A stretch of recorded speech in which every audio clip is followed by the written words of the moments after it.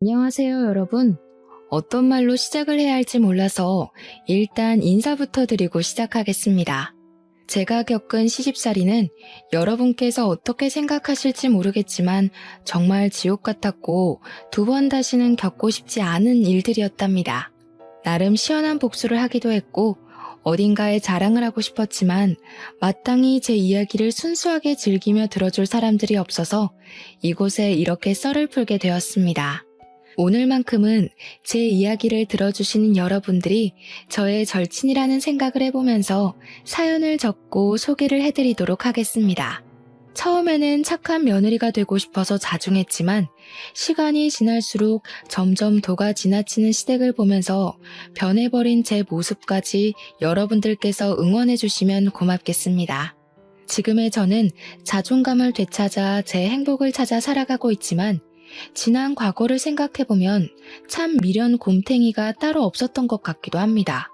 저처럼 시댁에서 벗어나지 못하는 수많은 며느리들을 위해 제 이야기를 바치며 이야기를 시작해보겠습니다. 저는 어릴 때 집안 사정이 매우 힘든 집안에서 태어나 남들 다 해보는 피아노 학원 한번 다녀보지 못하고 자랐습니다. 물론 부모님께서 제가 졸랐다면 허리띠를 질끈 묶고 저에게 피아노를 가르쳐 주셨겠지만 저는 어릴 때부터 눈치만큼은 기가 막히게 좋아서 부모님의 속을 썩이고 싶지 않았습니다. 저희 아버지께서는 대형 화물 트럭을 운전하시던 분이셨는데 지금이야 임금도 꽤 많이 오르고 노동력을 인정받아 벌이가 되는 걸로 알고 있습니다. 하지만 제가 어릴 때까지만 해도 화물 트럭을 운전하는 운전수들은 박봉에다가 일을 하루에 12시간 이상씩 해야 했으며 항상 집에서 쪽잠을 주무시고 출근을 해야 했습니다. 모든 가족들이 다 그렇게 힘들게 살았을 거라 예상합니다. 더군다나 보통은 본인 화물차를 끌고 다니기 때문에 차량 운행비가 절감이 되었지만 저희 아버지는 억대에 다다르는 차를 살 돈이 없으셨기 때문에 차량을 대여해서 화물 운전을 하셨고 차량 대여비 또한 만만치 않았습니다. 몇 번이고 어머니께서는 다른 일을 하길 권유하셨지만 아버지께서는 게으른 건지 아니면 용기가 없는 건지 지금의 생활을 정리하고 새로운 걸 하시길 거부하셨습니다. 아무튼 벌어오는 돈은 한정적이나 우리 식구가 먹고 있는데 쓰는 돈은 매번 달랐으므로 부모님께서는 어떻게든 절약해서 돈을 모으셨습니다. 그러던 어느 날 밤낮 없이 일을 하시던 저희 아버지께서 제 나이 18살에 쓰러지시게 되었습니다. 살림이 넉넉해지기 시작한 그 타이밍에 아버지께서 쓰러지신 바람에 집안은 순식간에 풍비박산이 나기 시작했습니다.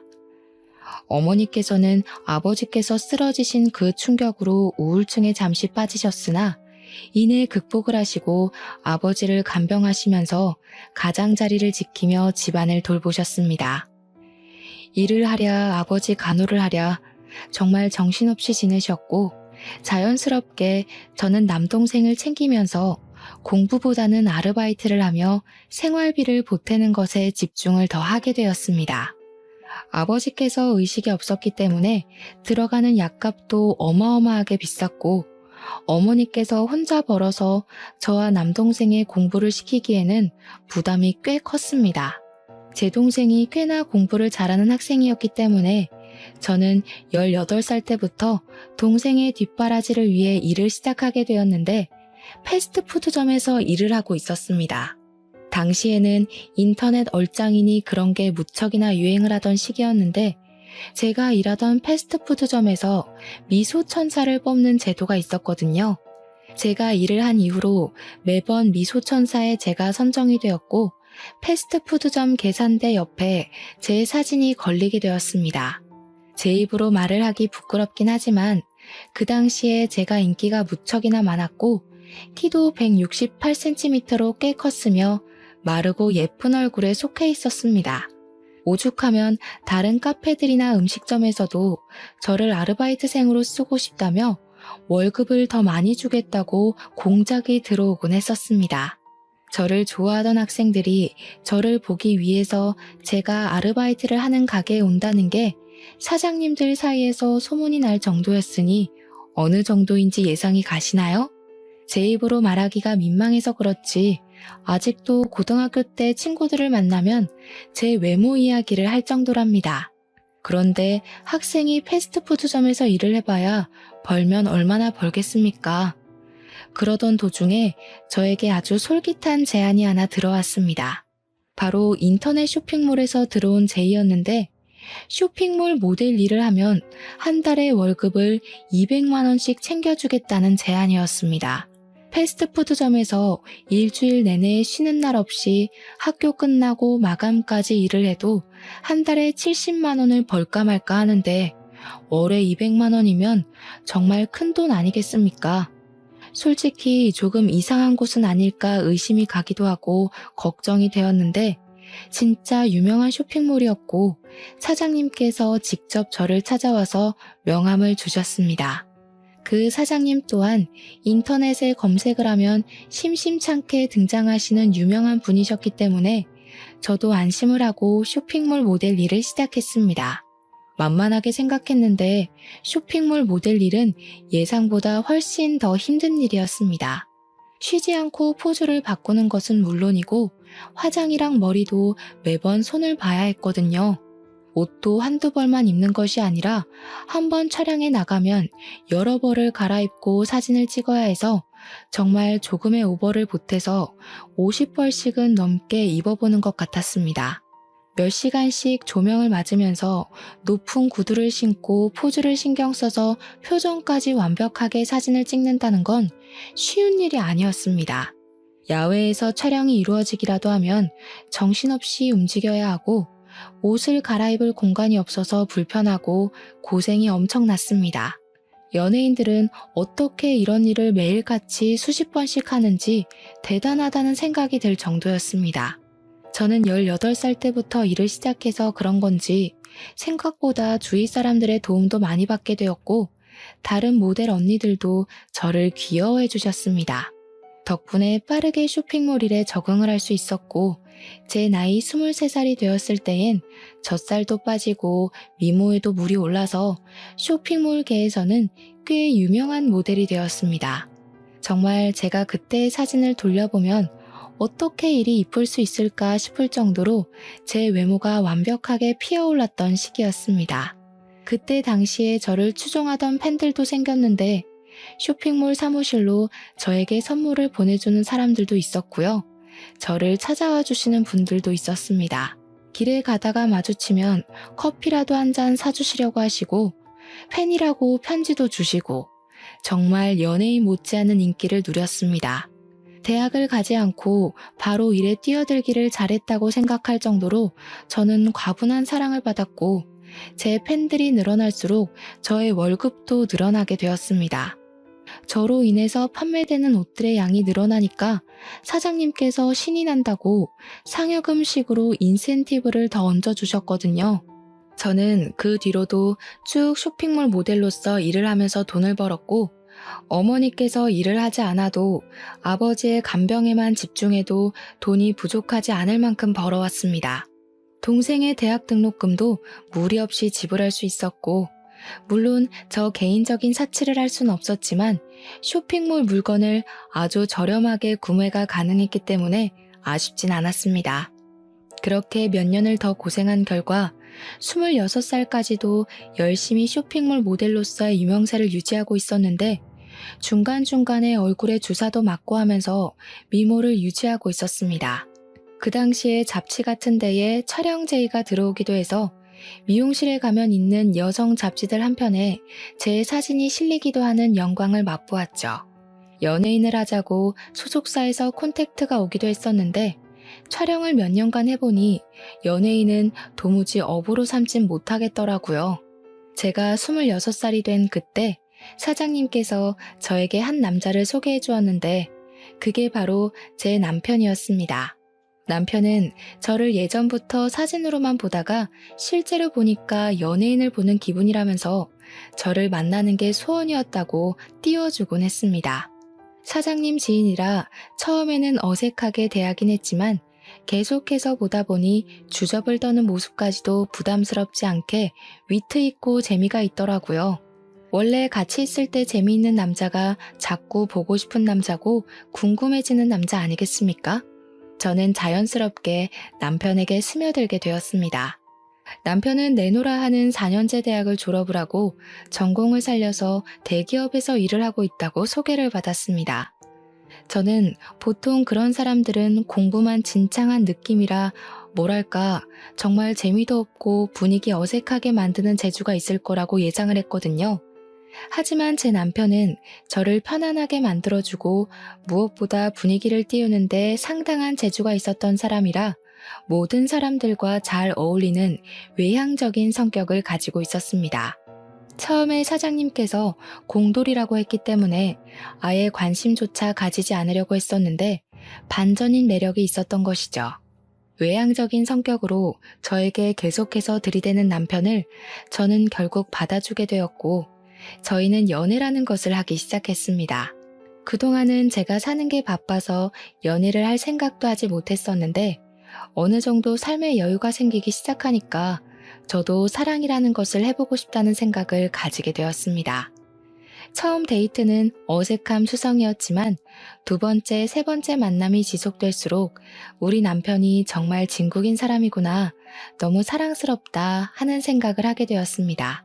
그렇게 2년이라는 시간 동안 연애를 했고 제 나이 28살이 되던 해에 남편에게 프로포즈를 받게 되었습니다. 그 당시에 저는 이미 나이가 꽤 있었기에 쇼핑몰 모델로서 일을 하기엔 어려움이 있어서 후배들을 양성하는 취지로 일을 하고 있었습니다. 촬영장을 따라다니면서 포즈에 대한 조언도 해주고요. 전체적인 스타일을 잡아주는 일도 겸하고 있었습니다. 아주 가끔 가다가 저에게 어울리는 옷이 있을 때만 촬영에 나가고 있었기 때문에 제 인생의 전환점이 필요한 시기라고 느끼고 있었습니다. 저희 어머니께서도 일만 하면 열심히 살았다면서 제가 돈을 벌어서 동생 대학을 졸업시키고 뒷바라지를 쭉 해오고 있었기 때문에 앞으로는 제가 하고 싶은 걸 하면서 살라고 하셨습니다. 그래서 저는 남편의 프로포즈를 받아들여 결혼을 하기로 결심하게 됐고 군대를 다녀오고 대학까지 졸업을 한 남동생이 앞으로 어머니를 잘 챙기길 바라면서 결혼을 했습니다. 그때까지도 저희 아버지는 10년이라는 세월을 누워서 의식도 없이 버텨내고 계신 중이었습니다. 하루하루 말라가고 몸에 욕창이 생기는 아버지를 보면서 가슴 아파하며 지냈지만 결혼은 또 다른 문제였기 때문에 열심히 진행을 했습니다.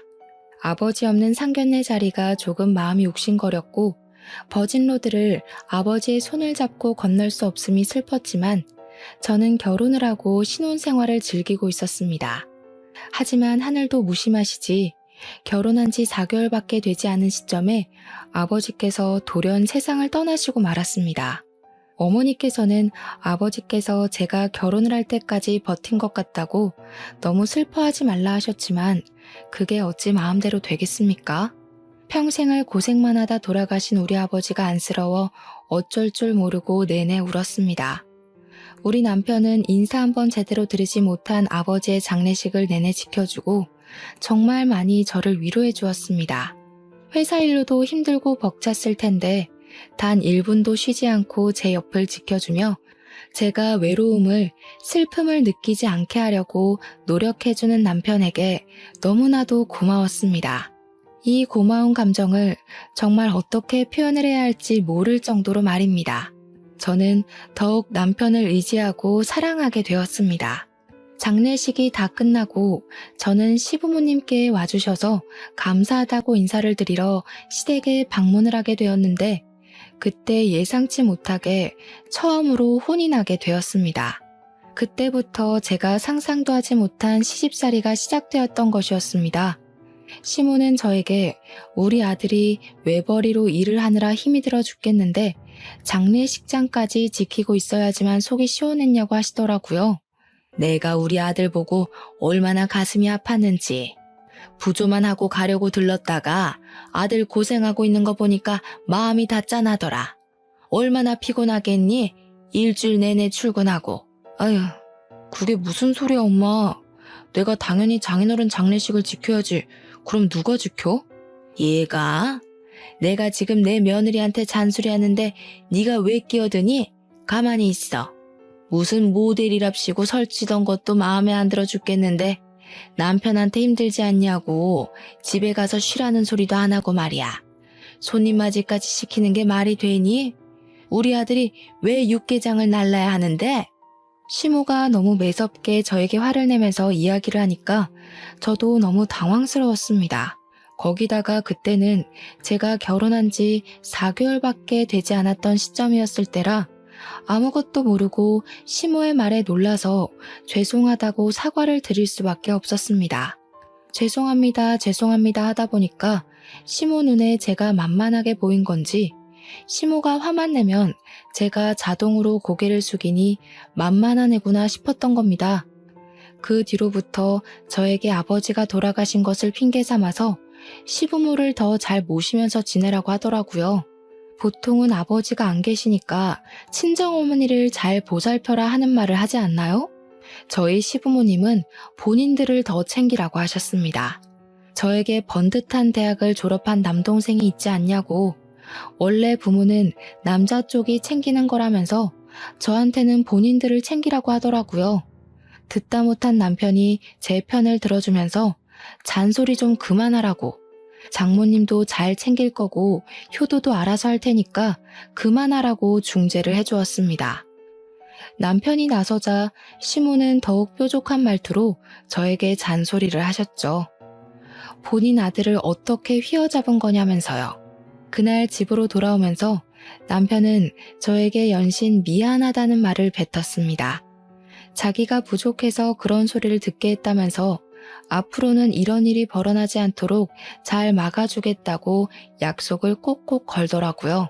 사실 시댁에서 남편이 중재를 해주었다는 것만으로도 고맙고 든든했는데 앞으로는 더 잘해주겠다고 하니까 저도 믿게 되더라고요.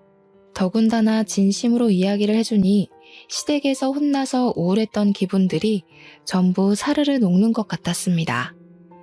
든든한 제 편이 존재한다는 게 참으로 좋더라고요. 남편은 제 남동생이 일을 시작해서 저희 어머니를 부양하고 있는 걸 보고 사회초년생이 무슨 돈이 넘쳐서 오롯이 부담을 하겠냐고 하더라고요.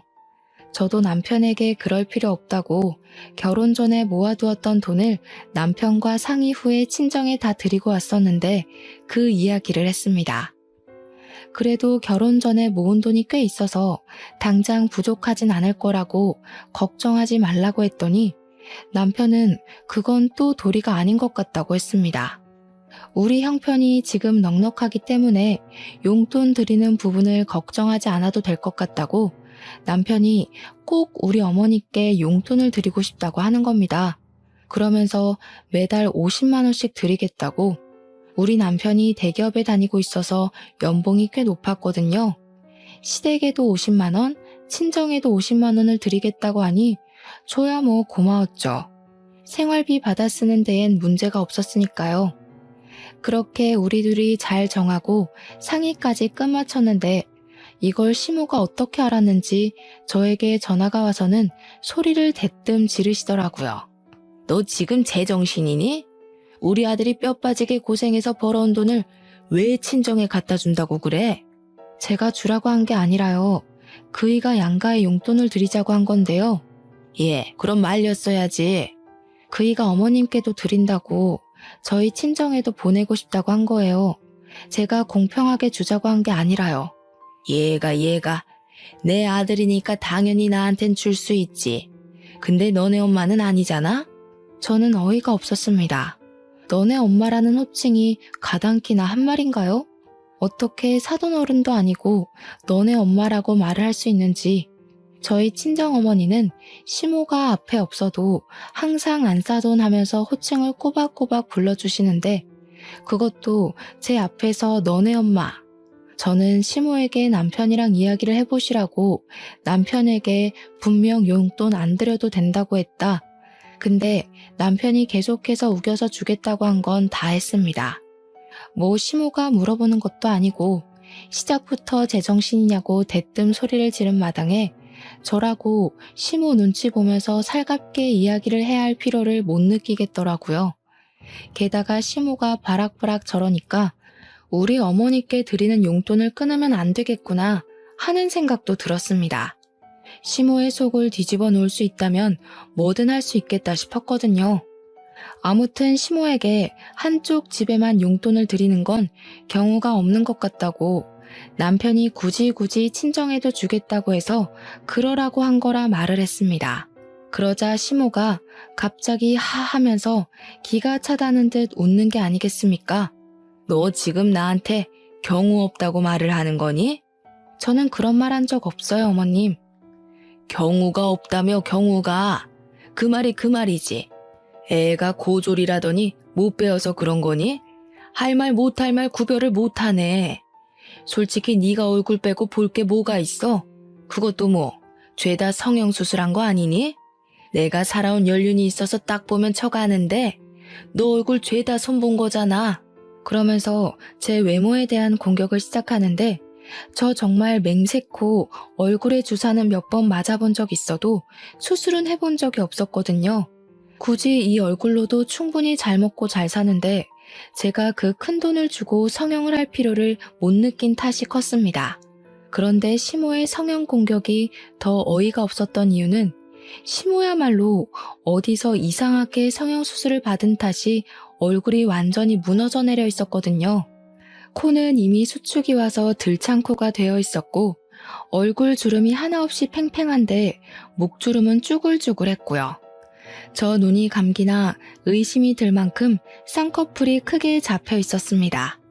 살아온 연륜 때문에 아는 게 아니라 그냥 수술을 많이 해서 아는 게 아닌가 싶을 정도였습니다. 제가 아무 소리도 하지 않고 전화기만 들고 있었더니 저한테 찔려서 그러냐고 물어보시더라고요. 설마 남편은 제가 성형한 거 모르는 건 아니냐면서 설레발을 치셨습니다. 여우가 따로 없다면서 혀를 끌끌 차는데 기분이 팍 상해버렸죠. 어머님, 저 얼굴에 칼 안 댔어요. 가끔 보톡스 같은 건 맞아봤어도 얼굴에 어머님처럼 실리콘은 안 넣었습니다. 뭐가 어째? 야, 너 지금 뭐라고 그랬어? 어머님, 제가 나중에 좋은 병원 하나 소개해드릴까요? 그 병원이 제 수술로 진짜 유명한 병원인데 들창코도 고쳐주고 안 감기는 눈도 고쳐준대요. 어머님께서 거기 방문하셔서 재건 수술 받으시는 게 좋을 것 같아요. 그러고 전화를 끊어버렸습니다. 가슴이 벌렁벌렁 하는데 속은 엄청나게 시원하더라고요. 그래도 말을 뱉어놓고 찔리긴 했죠. 시모가 어떤 식으로 받아칠지 몰랐으니까요. 남편이 퇴근하고 오자마자 이야기를 전달해주니 깔깔 소리가 나게 웃는 게 아니겠습니까? 와, 그거 우리 엄마 콤플렉스인데. 우리 엄마 코 수술이 잘못돼가지고 들창코가 된 거거든. 무슨 실리콘이 어떻게 됐다나 뭐라나. 그러면서 저에게 너무 신경 쓰지 말라고 자기가 잘 막아주겠다고 이야기를 해주어서 일단 한시름 놓게 되었습니다. 아니나 다를까 며칠 뒤에 시댁에서 주말에 밥을 먹자며 부르시길래 어떤 말을 하실까 싶어 잔뜩 긴장을 하고 시댁에 방문하게 되었습니다. 시모가 저를 보자마자 아주 잘 걸렸다는 얼굴로 내 아들 앞에서도 한번 말해봐라 하시더라고요. 저는 무슨 말인지 모르겠다는 듯이 시모를 쳐다보니까 가증스러운 얼굴 하지 말고 전화에 대고 말했던 것처럼 한번 해보라고 하시대요. 내 얼굴이 뭐가 어쩌고 어째? 왜? 재수씨가 뭐라고 그랬는데? 아, 별말 아니던데? 엄마 코가 들창코잖아. 재수술 잘하는 좋은 병원 소개해준다고 그랬대. 남편이 먼저 선수를 치면서 아주버님에게 이야기를 하자 시모가 헐 대놓고 소리를 내더라고요. 아주버님은 눈치가 없는 건지 일부러 그러는 건지 그거 좋은 생각이네 하면서 식사를 하시는데 일단 악의적인 발언은 아닌지 별 생각 없어 보이는 얼굴로 말을 하더라고요. 시모는 아들 새끼들 키워봐야 하나도 소용이 없다면서 다른 사람도 아니고 며느리가 자기 얼굴을 가지고 놀리는데 어쩜 자기 편을 한 번 안 들어주냐고 통곡을 하셨습니다. 밥상머리에서 갑자기 통곡을 하시니 시부가 나와서는 뭐가 이리 소란스럽냐고 무슨 일이냐고 물어보셨습니다. 그러니 시모가 또 이간질을 하고 싶은 건지 저를 혼내고 싶은 건지 똑같은 소리를 하시더라고요. 며느리가 글쎄 나한테 돼지코라고 재수술을 하라면서 내 얼굴을 가지고 놀리지 뭐야? 엄마, 말은 바로 해야지. 그렇게 왜곡을 해서 말을 하면 어떡해? 코 수술하기 좋은 병원 소개해주겠다고 한 걸 무슨 그런 식으로 비약을 해. 또다시 시끌시끌해질 조짐이 보이자 시부가 남편과 시모의 말을 딱 잘라 차단해버렸습니다. 그러길래 당신이 욕심을 적당히 냈어야지. 며느라가 너도 앞으로는 조심해서 말을 하도록 하는 게 좋겠구나. 저는 알겠다고 공손하게 대답을 했고 시모는 이 집에 자기 편 들어주는 사람이 하나 없다면서 나가 죽어야지라는 마음에도 없는 소리를 하시더라고요. 시모가 계속해서 구시렁거리는데 남편이랑 아주버님은 무슨 다른 세상에 계신 것처럼 무시를 하시더라니까요. 그런데 오히려 그런 태도가 시모를 더욱 건드리는 스위치를 누르는 행동이었던 것입니다. 저를 계속 째려보면서 꼬투리를 잡을 생각만 하고 있는 시모에게 아주버님이 갑자기 그러시더라고요. 자기가 할 말이 있어서 가족들 다 불러 모은 건데 분위기가 이상하다고 하시면서 결혼하려고 한다는 게 아니겠습니까? 아무렇지 않게 폭탄을 던지셨습니다. 시부모님이 놀래서 아주버님께 결혼이라고 했냐고 비혼주의자니 뭐니 하면서 가슴 선득하게 만들더니 진짜 결혼할 거냐고 어떤 아가씨냐고 캐물으셨습니다. 아주버님이 회계사로 일을 하고 계셨었는데 결혼하고 싶은 여자가 같은 회계사 사무실에 다니고 있는 여자라면서 간단하게 설명을 하시더라고요. 시모의 얼굴이 눈에 띄게 밝아지더니 입이 찢어질 것처럼 쫙 늘어나는 겁니다. 아이고, 우리 첫째 아들이 비혼이니 뭐니 결혼 안 하겠다고 해서 내가 얼마나 걱정을 했는데 너무 잘 됐다. 너무 잘 됐어. 거기다가 큰 며느리까지 회계사라고? 대학은 어디 나왔다니? 누구처럼 고졸이 아니라 어찌나 다행인지 모르겠다 정말. 사람이 참 치사하게 이런 걸로 나누면 안 되는 건 알지만 학벌을 무시할 수가 없더라. 기본 교양 차이가 워낙 나니까. 그 말을 하면서 저를 확 째려보시는데 도대체 제가 뭘 그리 잘못했다고 저러시는지 이해가 되지 않았습니다. 오죽하면 저희 남편이 화가 나서 학벌이 뭐가 중요하냐고 여기가 회사도 아니고 그런 거 따지지 말라고 했습니다. 그러니 시모가 학벌이 중요하지 안 중요하냐고 구시렁거리더라고요. 학벌이 왜 회사에서만 중요하니? 솔직히 너 서울대 나온 사람이랑 고졸인 사람이랑 같은 급이라고 생각하니? 월급부터가 차이 나기 시작해서 사람들의 인식 또한 차이가 나는 거란다. 누구는 좋은 대학 나와서 회계사라고 하는데 누구는 에휴 집에서 살림이나 제대로 하는지 몰라. 나도 말이야 이런 식으로 치사하게 차별하고 싶지 않거든. 근데 둘째 며느리랑 나랑 안 맞는 거 보면 딱 그 이유밖에 없는 거지. 학벌. 학벌에서부터 수준 차이가 난다 이 말이야. 나중에 남편에게 들은 이야기인데 시모가 뒤늦게 대학을 나와서 엄청나게 대학 부심이 있다고 하더라고요. 저도 그 말에 지금이라도 공부해서 대학을 갈까 싶은 마음이 들기도 했지만 저는 원래 공부에 그다지 소질이 없었기 때문에 해봐야 안 될 것 같아서 포기를 했습니다.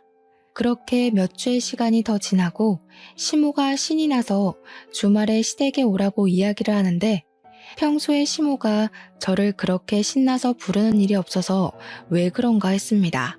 무슨 일 있으시냐고 기분이 좋아 보이신다고 넌지시 한마디 건넸더니 제 형님 될 사람이 올 거라고 하더라고요. 아주버님이 진짜로 결혼하시는구나 싶었습니다. 저한테 일찍 와서 장도 보고 음식도 좀 하자고 하시길래 알겠다고 했습니다. 이런 거라도 제깍제깍 해야 점수를 딸 수 있으니까요. 주말에 일찍 가서 시모 따라서 장을 보는데 남편이 심심하다고 장 보는 길을 따라 나섰습니다. 그러니 시모가 불편한 기색을 팍팍 내보이면서 이런 자리까지 남편을 꼭 불러서 대동해야겠냐고 내가 너 잡아먹니? 하면서 핀잔을 주시더라고요. 남편이 태연하게 무거운 거 들어주려고 따라가는 거라고 장 많이 볼 거라며 하면서 쓱 대꾸하니까 시모가 예전에는 그런 짓 안 하더니 변했다고 하시더라고요. 그러면서 속상하다 속상해 하시는데 제가 양파, 고구마, 재료들을 고를 때마다 이건 못생겼다, 이건 여기에 상처가 났다 하면서 트집을 잡으셨습니다. 이거나 저거나 다 똑같이 생겼는데 남편 때문인지 그냥 제가 마음에 들지 않아서인지 계속 트집을 잡으셨어요. 시댁에 와서 음식을 할 때에도 칼질을 똑바로 못한다고 어슷썰기를 해라, 채를 썰어라 계속 혼내기만 하셨고요. 형님이 되실 분이 시간 맞춰서 도착을 하시고 다 같이 이야기를 나누면서 식사를 하기 시작했습니다.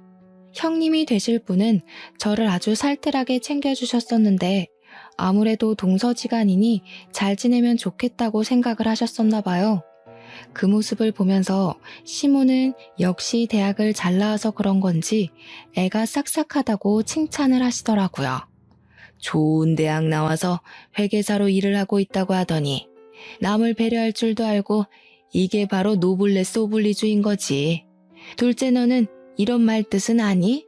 제가 아무리 대학을 나오지 않았다고 해서 상식도 모르는 바보 멍청이는 아닌데 저를 막 무시하더라고요. 그래서 어머님께 그냥 제가 고졸이지만 바보는 아니라고 대놓고 말을 했습니다. 시모가 그 말에 갑자기 대학 안 나온 게 뭐가 자랑이라고 그렇게 큰 소리로 말하냐면서 부끄러운 것도 모른다고 하시더라고요. 순식간에 분위기가 쎄하게 바뀌고 형님이 그 순간 제 편을 들더라고요. 그건 어줍잖은 대학을 나온 애들이나 그렇지. 명문대 나온 애들은 안 그래. 순간 그 둘의 대화를 듣는데 속이 역하면서 체한 기분이 들었다고나 할까요? 토끼가 확 올라와서 화장실에 뛰어들어가 구역질을 시작했습니다. 그랬더니 시모가 뒤에서 적어보라면서 기본 교양이 없으니 이런 자리에서 구역질을 한다고 혀를 끌끌 차는 겁니다. 그런데 형님이 저를 빤히 보더니 혹시 임신한 거 아니냐고 물어보더라고요. 순간 시댁의 분위기가 180도 변했습니다. 곰곰이 생각을 해보니까 생리를 안 한 지 좀 됐더라고요. 제가 놀래서 벙찌고 있으니 시부가 얼른 간이검사 그거 해보라고 닥달을 하셨습니다. 남편이 문연 약국을 찾아서 임신 테스트기를 사왔고 저는 온 가족이 지켜보고 있는 데서 테스트기를 꺼냈는데 두 줄이 딱 떠 있는 겁니다. 너무나도 선명한 두 줄에 온 가족이 깜짝 놀랐습니다. 남편은 저를 얼싸안고 시부도 당장 병원부터 가보라고 난리에 형님과 아주버님도 축하한다고 해주셨습니다. 결혼한 부부 사이에 당연한 일을 가지고 너네 결혼한 지도 벌써 얼마나 지났냐? 유난 떨지 마라. 어머님 기쁘지 않으세요? 그냥 축하해 주세요. 다들 시모만 멀뚱히 보고 있으니 어쩔 수 없다는 식으로 시모가 저에게 임신한 거 축하한다고 하시더라고요. 다음날 바로 병원에 찾아가니까 임신이 맞다면서 거기다가 쌍둥이를 임신했다고 심장 소리를 들려주시는 게 아니겠습니까? 남편이 같이 병원에 찾아갔는데 심장 소리 듣고 막 울더라고요. 결혼한 지 1년 만에 생긴 아이였으니 너무 신이 났고 양가에서는 어쨌든 임신을 축하해 주셨기에 태교에만 집중하기로 마음을 먹었습니다. 임신 기간 내내 남편의 극진한 대접을 받으면서 바람 불면 날아갈까, 비 오면 젖을까, 금이야 오기야 남편의 품에 감싸 안겨 지냈습니다. 그 사이에 아주버님은 형님과 결혼을 하셨고 시모는 저에게 잔소리를 하고 싶어 하셨지만 시부가 임신한 며느리 건드리지 말라고 눈치를 주셔서 꾹꾹 참으시더라고요. 물론 가끔 한마디씩 던지긴 하셨죠. 하필 가져도 쌍둥이를 가져서 우리 아들 힘들게 하냐, 애는 여자가 봐야 하니까 아들에게 맡기지 말아라 이런 것들이요. 뱃속의 쌍둥이는 일란성이었고 사이좋게 아들 하나 딸 하나였습니다. 저는 배가 많이 부른 탓에 임신 9개월 차에 유도 분만을 시도했고 무사히 아들과 딸을 건강하게 출산하게 되었습니다. 그 뒤에 곧이어서 형님네도 임신 소식이 들려오며 겹경사가 집안에 일어나게 되었습니다. 그런데 제가 어릴 때부터 외모가 남달랐다고 하지 않았겠습니까? 우리 아들, 딸들이 정말 예뻐도 이렇게 예쁠 수 있나 싶게 예뻤습니다. 병원에서도 조리원에서도 딱 봤을 때 예쁜 애들 찾으면 저희 아이일 정도였고요. 예쁘다고 소문이 자자한 아이가 바로 저희 아이들이었습니다. 하지만 육아의 강도는 예쁜 것과 전혀 관계가 없더라고요. 쌍둥이를 키우면서 얼마나 체력적인 소모가 컸는지 임신하면서 찐 살이 모조리 다 빠지고 말았습니다. 시터 이모님을 고용해서 아이들을 돌봤음에도 불구하고 정말 헬류가 하는 게 뭔지 알겠더라고요. 한 명이 울면 다른 한 명도 따라 울고 밥을 주거나 기저귀를 갈아주는 거나 진짜 죽을 만큼 힘든데 저희가 남편 외버리지 않겠습니까? 양가의 용돈을 드리면서 시터 이모님 월급까지 드려야 하니 경제적인 부담이 되기 시작했습니다. 남동생이랑 요즘 살림하기 힘들다 이야기를 하다가 남동생이 저에게 그러지 말고 아기들도 예쁘니까 애들 데리고 아이오 쇼핑몰을 해보라고 권유를 했습니다. 제가 원래 쇼핑몰 모델도 했고 그쪽에서 오랜 시간 일했으니 도매 쪽 일도 잘 알고 있었고요. 순간 훅 하는 마음이 들어서 남편을 붙잡고 이야기를 했는데 남편도 나쁘지 않은 것 같다면서 해보고 싶으면 해보라고 저를 응원해 주었습니다. 그래서 저는 남대문에 있는 아동복 상가를 돌아다니면서 옷을 구매했고 이제 돌이 된 아이들에게 입혀다가 사진을 찍었습니다. 쇼핑몰에서 일을 했던 경험이 있어서 그런지 사진도 꽤 잘 찍었고 보정도 조금 할 줄 알았거든요. 그리고 SNS에 사진을 올렸는데 제 팬이었던 사람들이 저를 어떻게 알고 찾아와서는 아기 낳았냐고 아기 옷 정보를 달라고 댓글을 달더라고요. 그래서 이때다 싶은 마음에 제가 이 아기 옷들을 팔아보려고 하는데 어떨 것 같냐고 은근히 팬들에게 물어보았더니 당장에 팔아달라고 사겠다고 손을 막 들더라고요. 바로 사이트를 오픈하기에는 실패의 두려움이 커서 SNS를 통해서 주문을 받은 만큼만 옷을 구매해 사람들에게 배송을 하기 시작했습니다. 처음에는 많이 알려지지도 않고 해서 20-30만 원의 수익만 나던 것이 4개월쯤 지나니까 100만 원이 넘는 돈이 수익으로 남더라고요. 장사가 점점 잘 되기 시작하면서 현금 영수증이나 카드 결제를 요구하는 사람들이 늘어나서 저는 사업자를 냈습니다. 정식으로 사이트를 오픈하고 모델은 저희 아이들로 촬영을 시작했습니다. 장사도 잘 되고 좋았는데 배송 물건 포장하는데 시간이 너무 오래 걸리더라고요. 저랑 남편이랑 둘이서 하니까요. 주문까지는 어떻게 잘 넘어가겠는데 배송이 오래 걸려서 어머니께 부탁을 드리니 친정 어머니께서 아르바이트를 흔쾌히 해주셨습니다. 저는 시급으로 계산해서 어머니 용돈을 챙겨드리고 일도 점점 늘리게 되었습니다. 그러다가 배송 나가야 할 짐이 집에 두기 어려울 정도로 불어나서 사무실까지 오픈을 하게 되었습니다. 그 사이에 형님도 출산을 하셨고 제 사업은 점점 커졌습니다. 형님이 출산을 하셨으니 병원에 시댁 식구들이랑 찾아갔는데 제가 신생아 옷을 잔뜩 사갔거든요. 형님께 선물이라고 저희 사이트에서 판매하고 있는 옷이랑 아기 액세서리 같은 걸 잔뜩 드렸더니 너무 좋아하시더라고요. 그래, 너 무슨 옷 같은 걸 판다면서? 굼벵이도 구르는 재주가 있다더니. 어머님, 굼벵이라뇨. 제가 얼마나 버는 줄 아시고 그런 소리를 하세요? 저 이제 꽤 버는 사장님이에요. 예, 말이 되는 소리를 해라. 고졸이 사업체 운영해봐야 뭘 안다고 그리 잘하겠니? 어디 가서 사기 안 당하게 조심이나 해라. 내가 너한테 바랄 건 그것뿐이다. 제가 물론 사이트를 오픈했지만 SNS 홍보도 하고 협찬이나 광고 같은 것도 잘 들어오거든요. 한 달 전에 광고나 협찬까지 붙으면 진짜 1,000만 원은 우습게 버는 수준이란 말입니다. 동서, 쇼핑몰 진짜로 잘 되던데. 새 상품 올라오는 날에는 대기해서 구매해야 되던데 나도 사려다가 실패했어.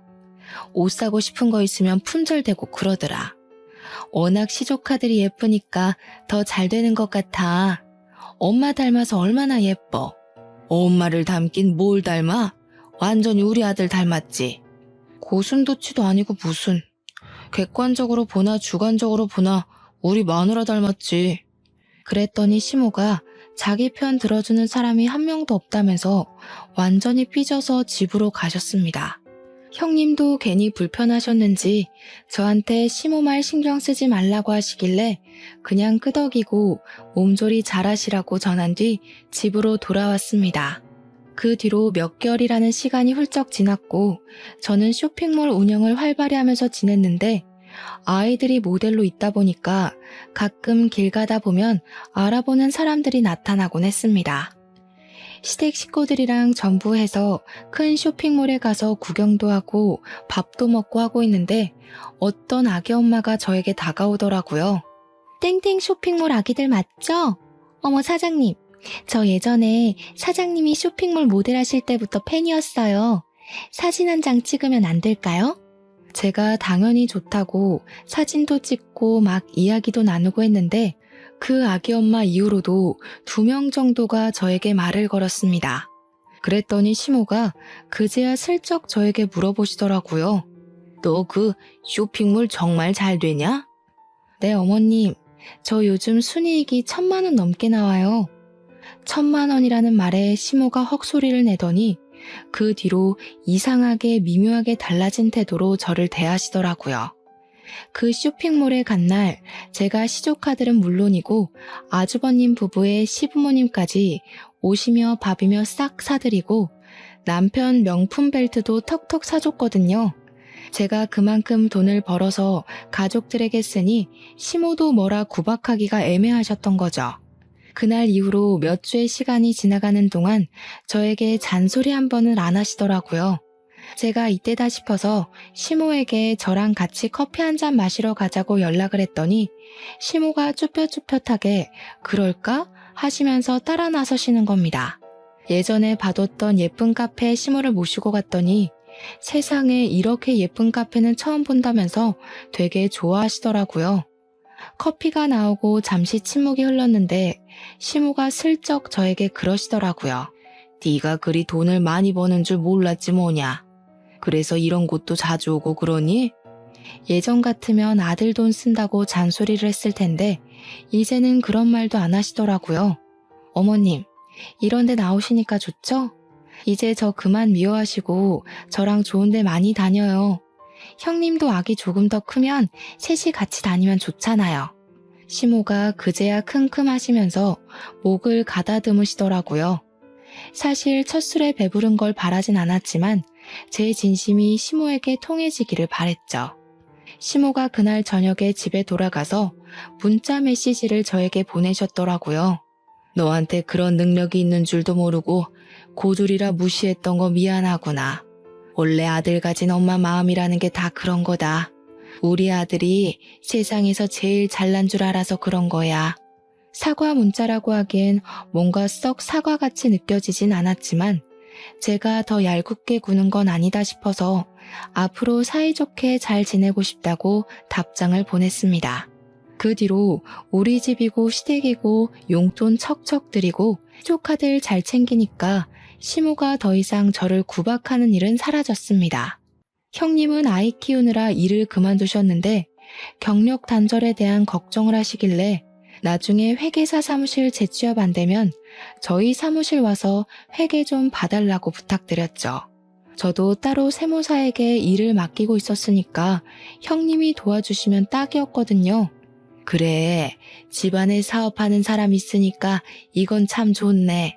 시모가 너무 뜬금없는 타이밍에 제 칭찬을 하니 가족들 모두 어리둥절해서 시모를 쳐다보고는 웃었습니다. 시모도 겸연쩍어 하시면서 깔깔 웃으셨고요. 지금은 저희 아이들이 6살이 되어서 유치원에 다니고 있는 중입니다. 아직도 저는 쇼핑몰을 운영하고 있고 고정적인 매출로 안정적으로 운영 중입니다. 형님은 저희 쇼핑몰 세무일을 봐주시고 계시고 가끔은 시모가 제 배송 일을 도와주시기도 한답니다. 사이좋게 온 가족이 잘 지내고 있는 중이라 참으로 기쁩니다. 여러분들 가정에도 평화와 행복이 가득하길 바랍니다. 제 사연 들어주셔서 감사합니다.